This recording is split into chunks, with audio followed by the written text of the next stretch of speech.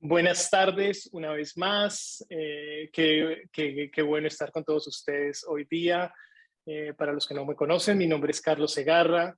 Estamos acá en un nuevo Sasha Mama Talks y estoy súper contento y súper emocionado de poder compartir este espacio con una persona eh, a la cual yo admiro muchísimo, que tiene una experiencia cubriendo estos temas muy extensa y que nos va a hablar un poco sobre lo que acaba de suceder en la COP26 en Glasgow.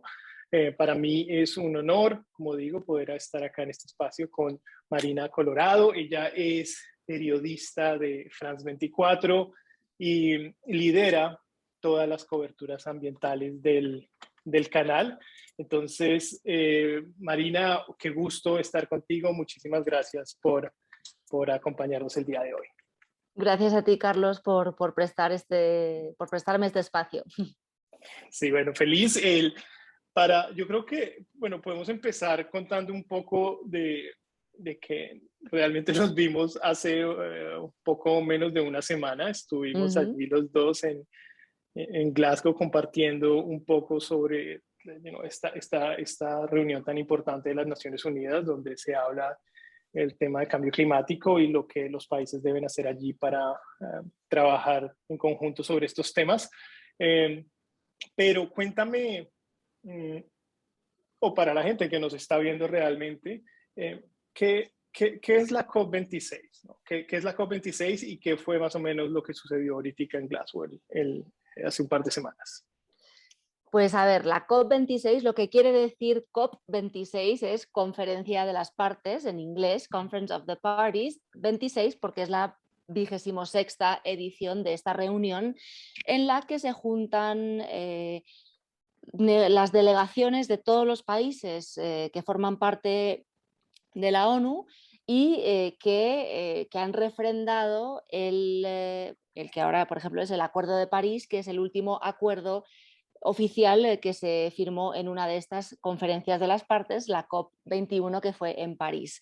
Eh, es una reunión en la que todos estos países se juntan para discutir cómo ir avanzando en las diferentes maneras de poder frenar el calentamiento global, que es lo que está causando el cambio climático y es la famosa temperatura, cifra que llevamos escuchando hablar en los medios de comunicación en todos lados del 1,5 grados centígrado.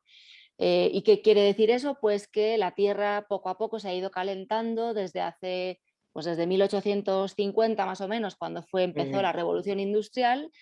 La temperatura de la Tierra estaba a una cierta temperatura, esa temperatura la tomamos como inicio y ahora estamos a 1,1 grados por encima de ese nivel. ¿Qué quiere mm, decir? Que esos ciclos del clima que tenemos en este planeta, que está mm, perfectamente creado para funcionar en equilibrio, el hecho de que haya aumentado esa temperatura hace que se desequilibren las cosas y que todos estos eventos de clima extremo se vuelvan más habituales, más extremos, más fuertes. Y entonces todas estas conversaciones mm. lo que se pretende con ellas es llegar a decisiones concretas que puedan frenar la manera en la que calentamos el planeta, es decir, sobre todo a través de gases de efecto invernadero, que son gases contaminantes que salen de los tubos de escape de los vehículos, de las industrias, de muchas otras cosas. Total. Y esto que dices tú de el famoso 1,5 grados centígrados, que realmente uno, si lo ve como un número independiente, o sea, uno como que dice, pero eso no es de 1,5 a 2, eso no es nada realmente, Ujú.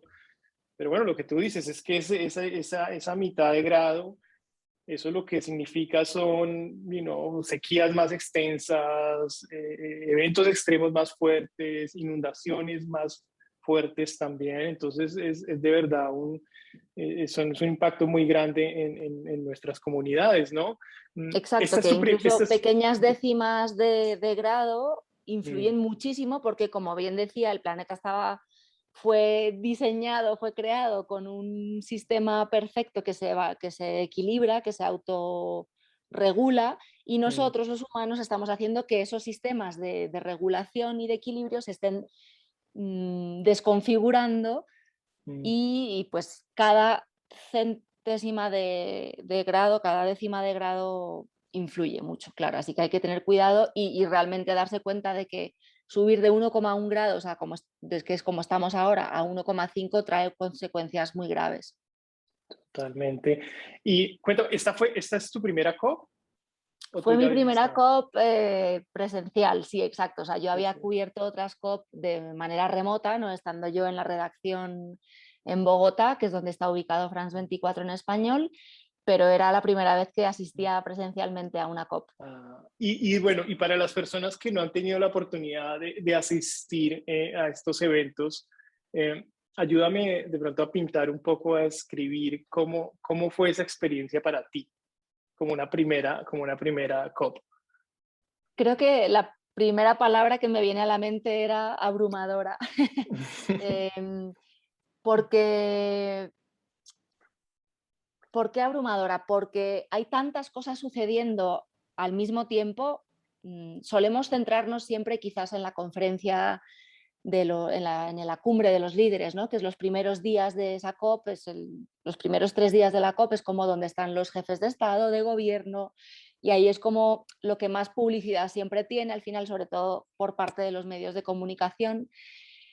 Pero además de esos eventos que ellos llaman de alto nivel, hay muchísimos otros eventos sucediendo. Hay reuniones, hay conferencias, hay paneles en los que se están discutiendo muchísimos temas y todo sucede a la vez. Entonces, para mí era un poco frustrante no poder estar en todos lados al mismo tiempo, ¿no? Y poder realmente como absorber lo que se estaba diciendo, ¿no? En muchos otros lugares que era súper interesante porque hay temas que van desde la migración y el cambio climático a eso, por ejemplo, el trabajo que hace CC35, ¿no? Por ejemplo, del tema de cómo las ciudades tienen un papel súper importante en frenar y revertir el cambio climático, al transporte, a la energía, a los jóvenes, ¿no? Como que había muchísimas cosas pasando. Pero es un lugar muy interesante porque, claro, hay gente de todos los rincones del planeta y te das cuenta de lo bonito que es, ¿no? La variedad que hay pues de culturas, de maneras de vestirse, de maneras de interactuar. No es solo una cumbre ambiental para mí, ¿no? Para mí fue Mm, como todo un proceso no sé, un poco como un experimento sociológico, ¿no? De mm, ver cómo estábamos todos en un mismo lugar, con un mismo objetivo o con un mismo deseo, que puede que se haya mm. cumplido o no, pero, pero que estábamos ahí todos por una misma causa.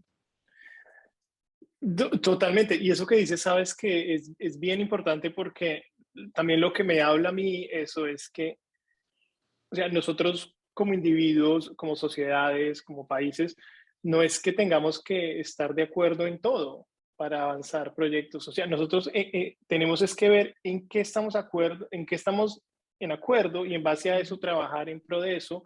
Y siento que muchas veces los retos que tenemos, sobre todo en este espacio ambiental, es que tratamos de estar de acuerdo en todos los espacios para poder avanzar.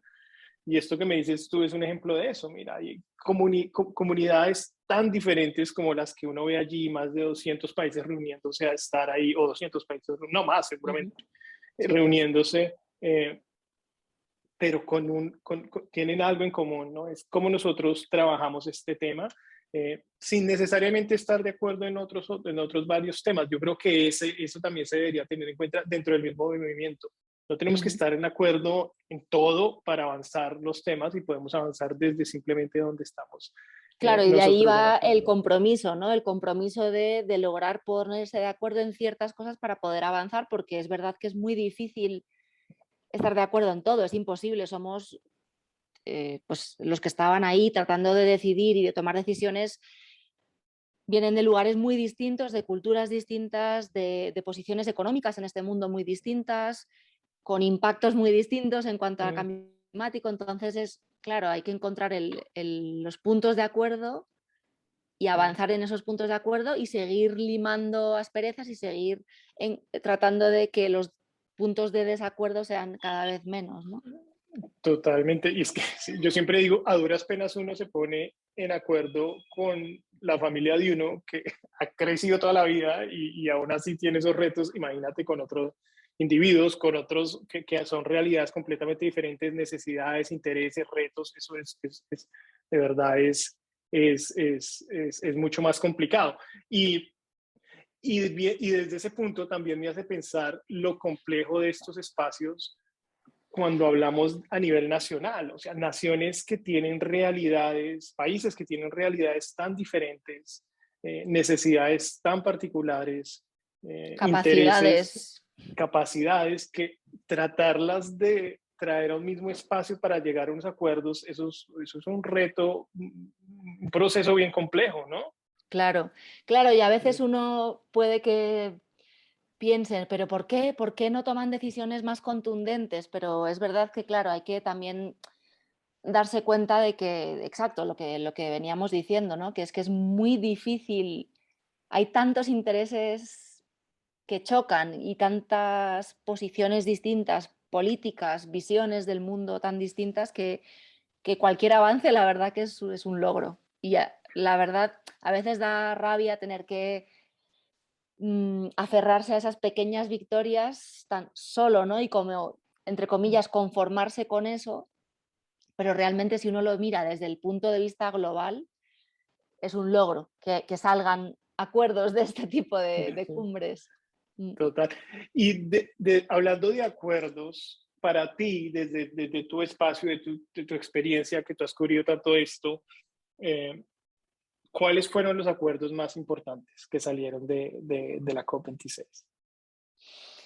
Pues, a ver, creo que el logro más grande fue el que se mencione por primera vez en un texto ambiental que sale de una de estas conferencias de la ONU, que se mencione la necesidad de ir alejándose de los combustibles fósiles. Es verdad que al final la mención es solo del carbón y solo los otros combustibles fósiles solo están mencionados en cuanto a subsidios ineficientes, que bueno, eso es toda otra conversación que se puede tener al respecto, pero el hecho de que se haya dejado en la decisión final, en el texto final, a pesar de que haya sido con un lenguaje un poco más suave del que muchos queríamos que tuviera, es el mayor logro para mí de esta COP.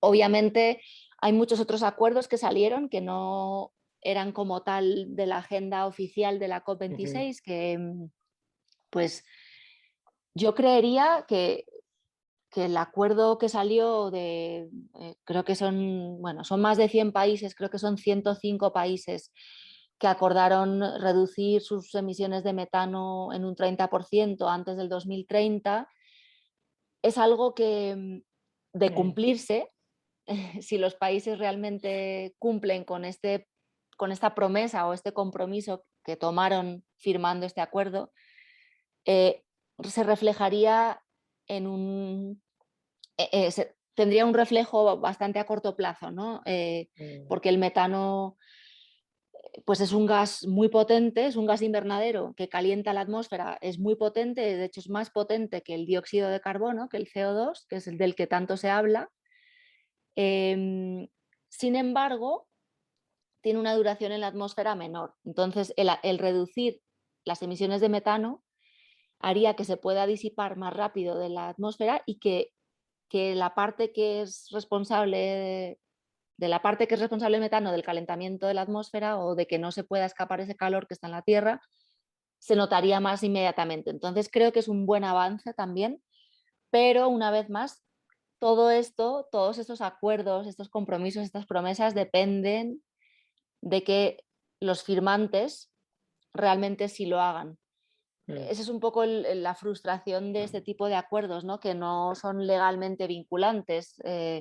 Pues el Acuerdo de París sí, pero estos acuerdos paralelos que han ido saliendo de la COP26, este que te menciono del metano, otro sobre la deforestación también reducir o revertir deforestación y degradación de suelos antes del 2030, en los que hay países mm, como China, Brasil, Indonesia, República Democrática del Congo, que son países con muchísima extensión de selva tropical, de bosques muy importantes para la salud del planeta.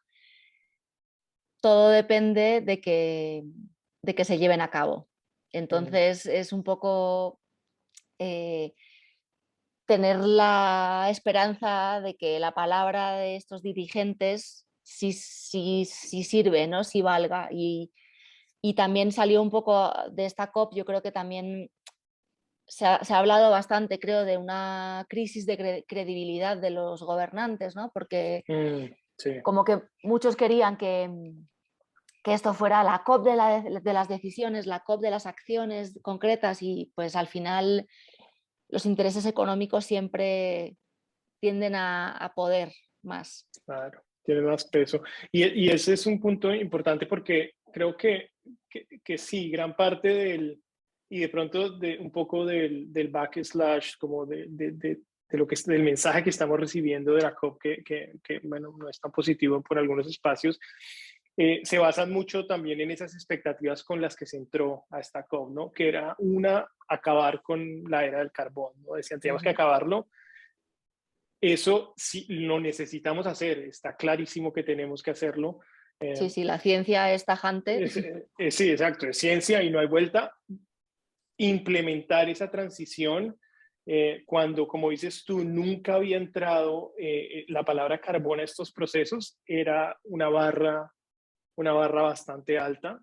El tema, lo que tú dices también, el tema de las finanzas y del dinero, también se centró con unas expectativas de que se iba Ujú. a lograr o se iba a asegurar ese monto que era creo 100 billones de dólares para los países en vía de desarrollo. Sí, Eh, entonces también, como estos, y no eran, a ver, no eran, era lo que era, era lo que se necesitaba, pero como no se llegó allí, entonces pues yo creo que también hubo de pronto un ujú. poco de ese, eh, como ese sentimiento de que no se está haciendo lo suficiente y que Claro, también realmente no se está haciendo lo suficiente, ¿no? Pero que es la realidad, exacto, sí, sí, sí, sí. exactamente, la Y realidad. además yo creo que con Mm, el ingrediente añadido de que llevábamos 2 años esperando por esta COP, que se tendría que haber celebrado el año pasado, pero pues se canceló por la claro, pandemia de COVID-19. Entonces era como, bueno, han tenido 2 años para prepararse y para mentalizarse de que tienen que hacer esto. A ver si políticos ustedes se dan cuenta de que hay que sí, hacerlo, ¿no? Y esa es un poco la frustración, que otra sí. vez siempre van Mm. dejando cosas pendientes para el año que viene, para otro momento, para... Entonces, sí. Y lo que siento también, sabes, que es, o sea, sí, yo salí como con esta sensación de que definitivamente lo que hablamos en un principio es tan complejo llegar a esos acuerdos a nivel nacional que es que ahí no, o sea, no se va, sí tiene que avanzar y se va a hacer, pero yo creo que el enfoque tiene que ser cada vez más subnacional. Cómo nosotros estamos equipando a las ciudades, a los condados, a los departamentos para que los que están ya desarrollados empiecen a adaptarse, pero sobre todo los que vienen desarrollándose, que es mucho más fácil para ellos, empiecen a hacerlo de una manera sustentable. Y esas conversaciones ahí creo que son mucho, sin quitarle la complejidad, son más fáciles que tener estas conversaciones nacionales, como cuando tú dices que son tantos los intereses que hay ahí metidos, Ujú, porque está claro que todo el mundo sabe lo que tiene que hacer y lo que se debe hacer, pero aún así no lo hacemos, porque hay ujú. intereses, hay dinero, hay corporaciones detrás, hay acuerdos que no dejan que eso suceda. Entonces, sí, lo que yo sentí es que, como tú, comparto el tema de que yo siento que sí, hay cosas importantes que avanzaron ahí, que salieron. No creo que estemos haciendo lo que se tiene que estar haciendo a la No. velocidad que se debe hacer. Pero también salgo con como con claridad de, dónde tiene que ser cada vez más el enfoque y las Ujú. oportunidades que tenemos en esos espacios. Mm, Tú tocabas algo del acuerdo, de estos acuerdos vinculantes, de lo que es el Acuerdo de París.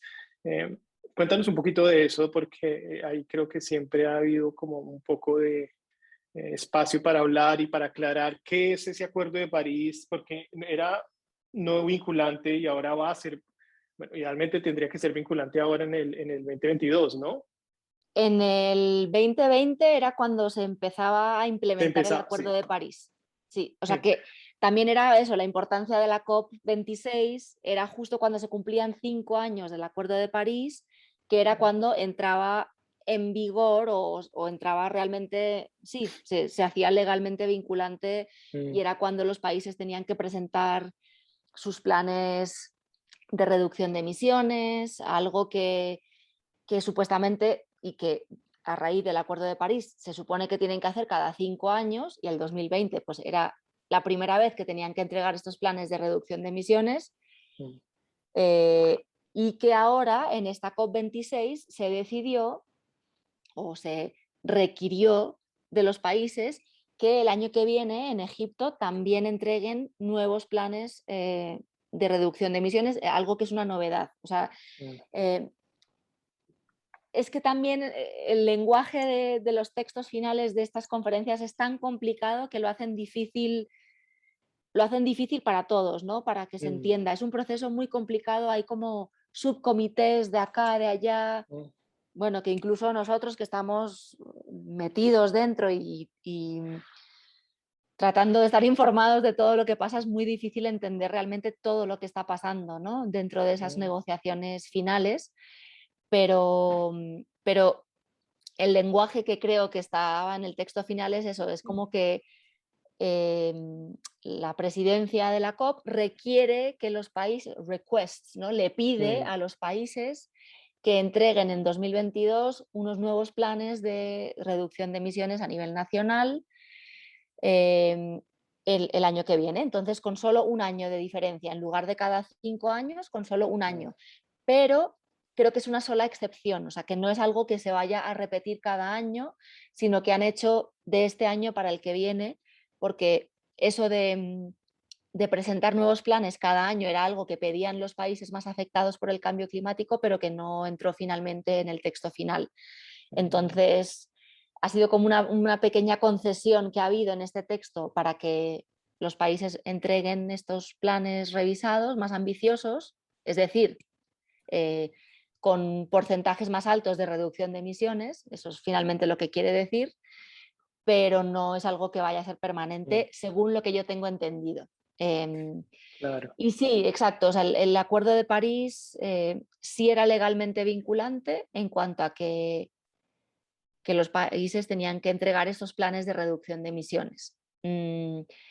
Pero deja mucho espacio para el escape. Claro. Y ahora, ¿quién va a monitorear eso? O sea, ¿es la Claro, UNFCCC los que van a estar diciendo quién hizo y quién no hizo? Eso también creo que no está claro. creo que O yo sea, tampoco, honestamente ahí me pillas un mm, poco, no lo tengo mm, tan claro tampoco, pero mm, sí, mm, en principio sí, creo que es el marco de la Unión Europea, perdón, el marco de las Naciones Unidas estaría al frente de eso. contra el cambio climático, que es el Mm, UNFCCC.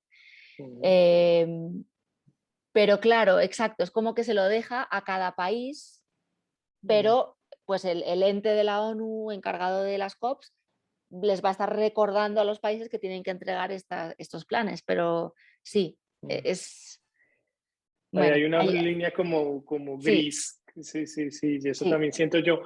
El, pensando como volviendo, sí, hemos hablado un poco de la COP, como volviendo a ti y volviendo también a la ciudadanía, porque ¿por qué nosotros? Bueno, la primera pregunta es ¿por qué para ti es importante este tema? Porque claramente este es un tema que tú has abanderado y es como parte de tu ADN. Eh, ¿Por qué para ti es importante y por qué para el resto de los ciudadanos también debe ser un tema importante? mm. Uy, es que para mí no es que sea importante, es que es el más importante. Mm, O sea, realmente siento que no somos conscientes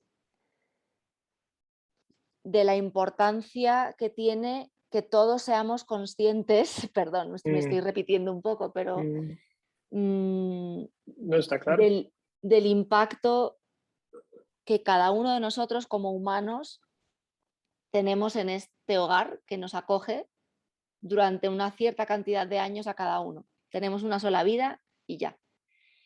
Mm, Y, y como dije antes, ¿no? Este planeta se creó de una manera perfecta, con una simbiosis de criaturas, de ecosistemas, de elementos que funcionan perfectamente y que nosotros somos los que estamos desequilibrando todo. Entonces, mm, siento que también los que vivimos en ciudades tendemos a olvidarnos mucho de, de que vivimos en un mundo natural, porque nuestro alrededor es todo construido, pues sí hay arbolitos, hay pájaros de vez en cuando, pero siento que nos olvidamos un poco de que todo lo que comemos, lo que hacemos, lo que compramos, cada vez que encendemos la luz y la apagamos, todo eso viene de algún lado, todo eso va a algún lado. Los desechos, por ejemplo, es un tema dificilísimo, importantísimo y que tiene un impacto fortísimo en cuanto a emisiones, por ejemplo, de metano, ¿no? mm, Y de contaminación de fuentes de agua. Bueno, es un tema que no, pues, es súper amplio y que abarca muchísimas cosas. Y siento que estamos muy desconectados de ese mundo natural que es tan importante. Entonces, me estoy desviando un poco de la pregunta, pero es, mm, ¿por qué es importante para mí? Porque siento que el medio ambiente, que el tema ambiental, que el cuidar este tema y el que sea visibilizado, que la gente entienda su importancia, em, abarca todos los aspectos de la vida, de verdad. O sea, es como mm. todo lo que hacemos desde que nos despertamos hasta que nos vamos a volver a dormir, depende de que tengamos un planeta sano. Y creo que eso, que en las ciudades lo sentimos quizás menos, los impactos, pero las personas que viven en el campo, que cultivan la comida que nosotros nos comemos luego, que sin ellos no tenemos, o sea, yo soy una inútil absoluta, no podría plantar y cultivar mis propias lechugas, o sea, dependo de que alguien lo sepa hacer y me las traiga, ¿no? Claro. Honestamente, o sea, como que siento que realmente hay una desconexión en ese sentido y Mm, que cada vez vamos hacia un mundo más urbanizado y que no somos conscientes de la importancia de esa conexión con la tierra.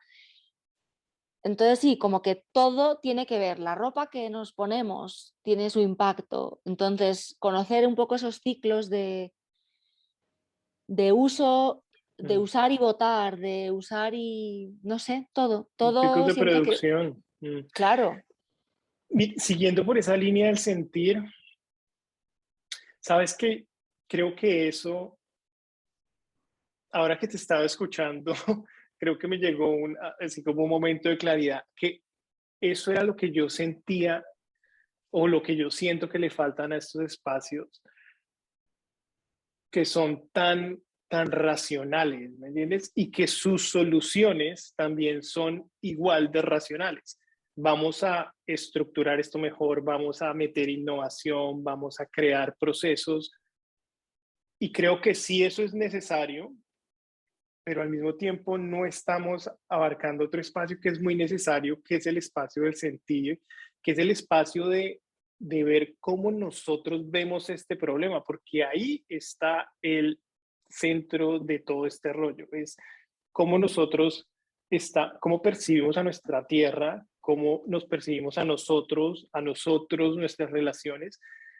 Y creo que ese espacio tiene que estar ahí como una parte central y no está ahorita, ¿no? ujú, Entonces siento desde el trabajo que nosotros hacemos en la organización, que es muy enfocado en ese espacio, creo que ahora ya que tú lo hablas, como que como lo pude integrar esa parte que sentía como que, wow, no está esa conversación en la mesa y esas ujú, conversaciones tienen que estar porque si nosotros no hablamos de cómo nosotros nos estamos cómo vemos el problema como seres humanos, cómo nos relacionamos con este problema, no estamos solucionando el problema.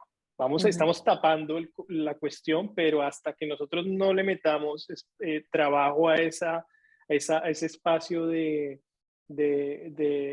comportamiento humano, pues vamos a estar siempre como tratando de alcanzar el problema y no vamos a poder avanzar. Eso es lo que siento yo y, por ejemplo, cuando uno hablaba con, no sé si tú tuviste la oportunidad de hablar con los diferentes representantes indígenas que estuvieron allá, Algunos sí. estas comunidades la tienen re clara. O Ujú. sea, ellos tienen claro el enfoque de este trabajo y lo que se debe hacer y creo que trae una voz muy importante pero esa voz y ese enfoque de trabajo no está todavía en estas grandes estructuras y como ellos lo ven, ¿ah?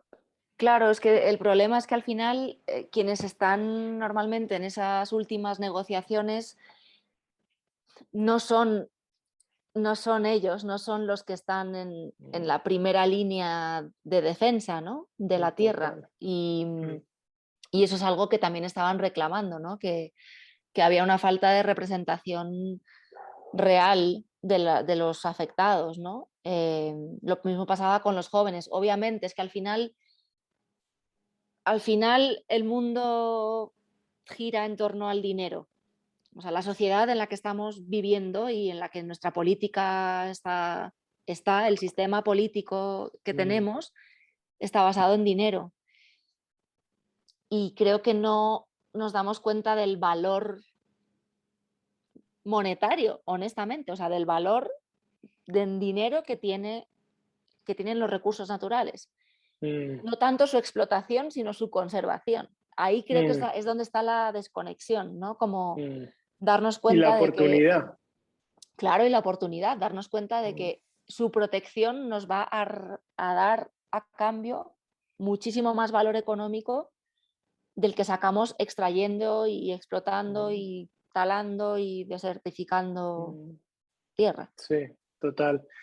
Y eso sería, sí, y yo creo que ese argumento cada vez está más fuerte en esos espacios, aunque ese argumento también sigue avanzando la misma visión, ¿no? Porque aunque es una buena manera de poner el caso a estas esferas donde se habla netamente en términos de dinero y beneficio y costo, eh, al mismo tiempo también sigue poniendo a la tierra de esa manera. Es un recurso que está allí y nosotros como lo... Entonces, aunque es válido, ahora toca ponerle también ese otro layer de, oiga, sí, es un recurso, pero es que no somos nosotros, ¿sabes? Ya el tema es que no estamos separados de este tema. No, no, es que el tema es que el planeta Tierra va a sobrevivir. Quienes Mm, no vamos a sobrevivir a los cambios que le estamos causando somos mm, nosotros. O sea, honestamente, al final es nuestra supervivencia. El planeta Tierra como tal, como sigue. ente, sigue.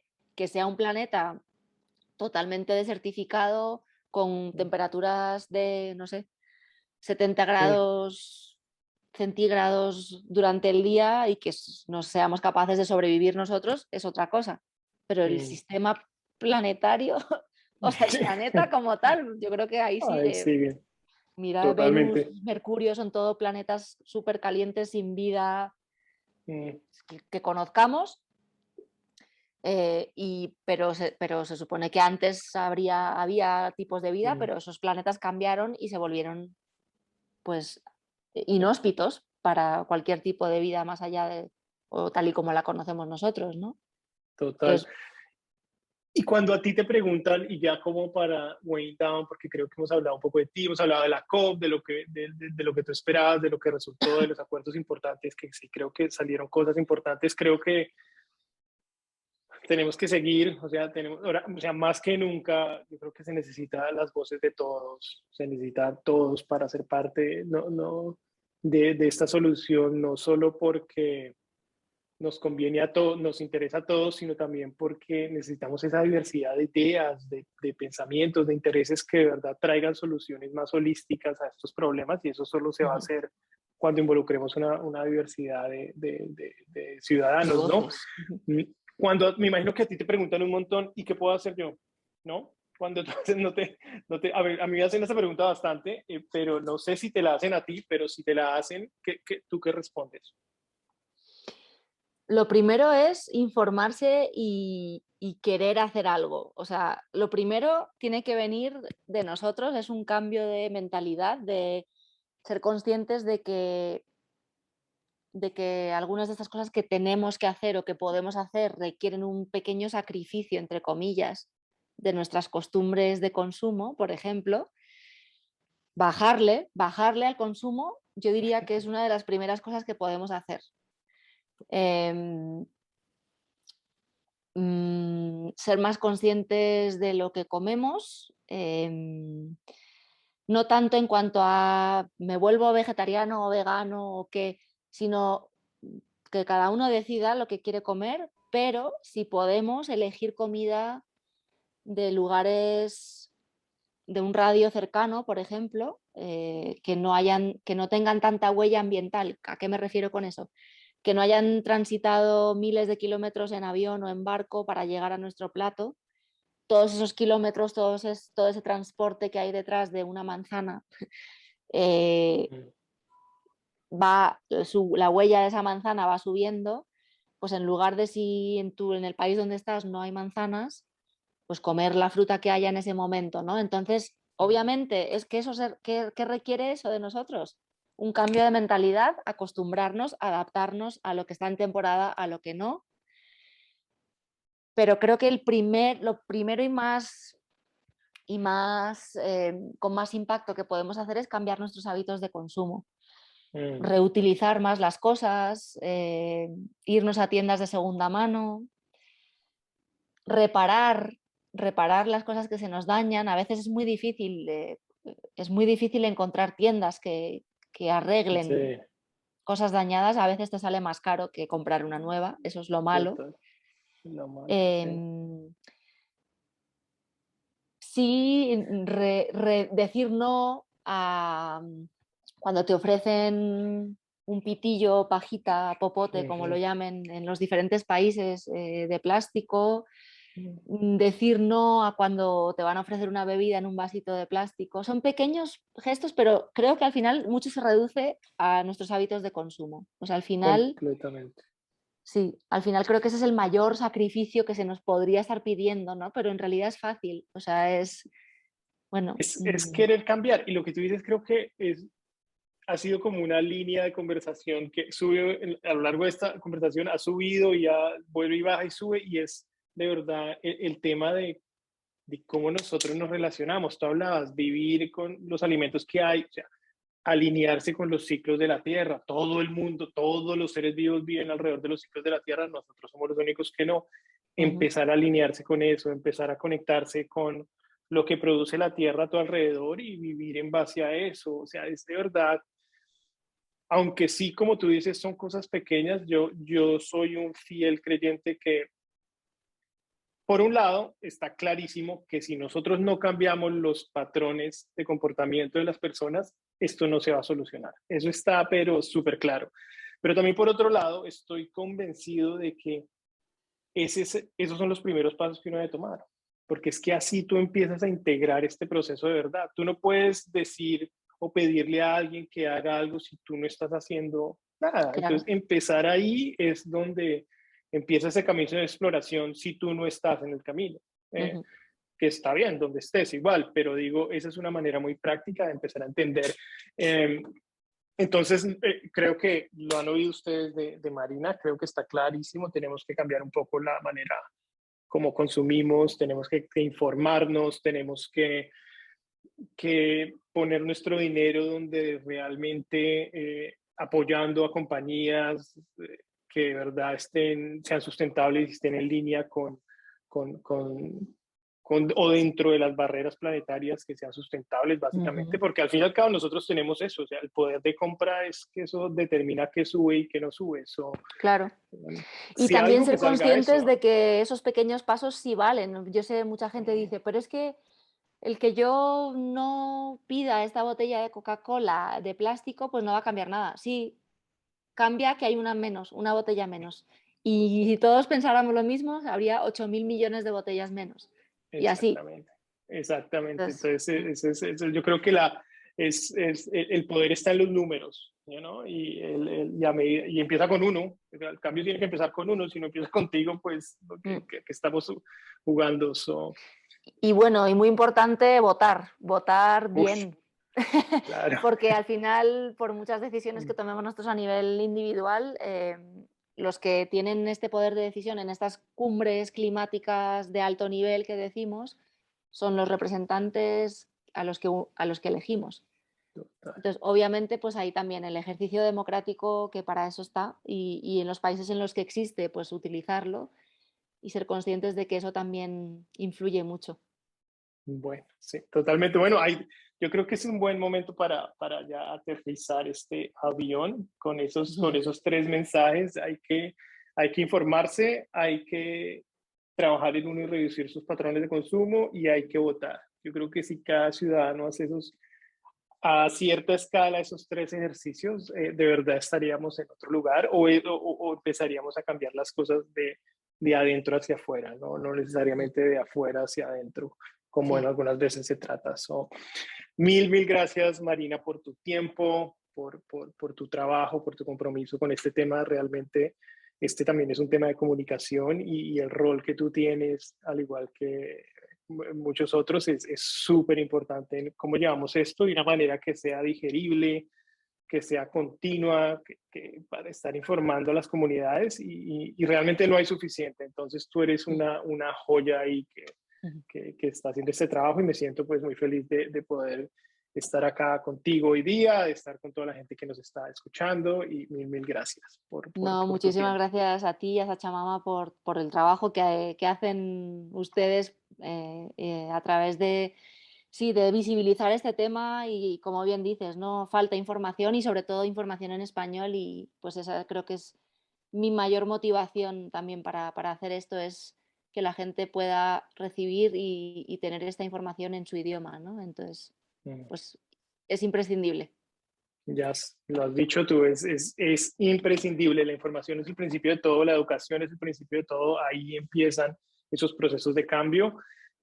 Para todos los que están con nosotros, muchísimas gracias. Este ha sido uno más de nuestras conversaciones en Sachamama Talks y nos vemos el siguiente mes, el último miércoles de cada mes. Estamos con ustedes. Hasta pronto.